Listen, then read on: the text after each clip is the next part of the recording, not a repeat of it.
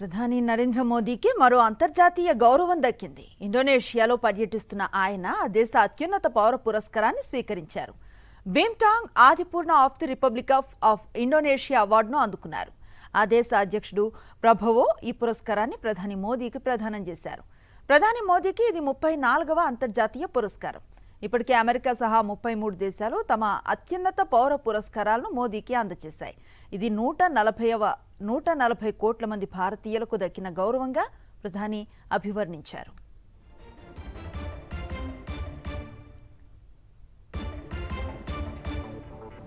ఆత్మనిర్భర్ భారత్ కు big Boost లభించింది. Operation సింధూర్లో సత్తా చాటిన మన రక్షణ ఉత్పత్తులకు అంతర్జాతీయంగా డిమాండ్ పెరుగుతోంది.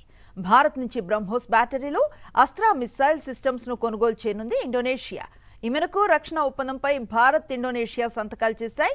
రాజధాని జకర్తాలో ఆ దేశ అధ్యక్షుడు ప్రభోవో సుబియాంతో భేటీ అయిన ప్రధాని మోదీ వివిధ రంగాల్లో సమగ్ర వ్యూహాత్మక భాగస్వామ్యానికి దోహదపడేలా ఒప్పందాలను ఖరారు చేసుకున్నారు. ఇండోనేషియాలో ఈవీఎంల అభివృద్ధికి భారత్ మద్దతు ఇవ్వనుంది. రక్షణ రంగంలో ఇరు దేశాల మధ్య పరస్పర సహకారానికి అంగీకరించాయి. ఇండోనేషియాలో బ్రహ్మోస్ అభివృద్ధికి భారత్ సహకారం అందించనుంది. అలాగే భారత్ నుంచి అస్త్ర క్షిపణుల దిగుమతి చేసుకోవాలని ఇండోనేషియా నిర్ణయించింది. ఇండోనేషియాలో ఉక్కు, నికెల్, అయస్కాంతాల తయారీలో పెట్టుబడులు పెట్టేందుకు భారత్ అంగీకరించింది. మలక్కా జలసంధి పరిధిలో సబాంగ్ పోర్ట్ను సంయుక్తంగా అభివృద్ధి చేయాలని ఇరు దేశాలు నిర్ణయించాయి. మరిన్ని అప్డేట్స్ కోసం ఛానల్ను సబ్స్క్రైబ్ చేయండి. నోటిఫికేషన్స్ కోసం బెల్ ఐకాన్ పై క్లిక్ చేయండి.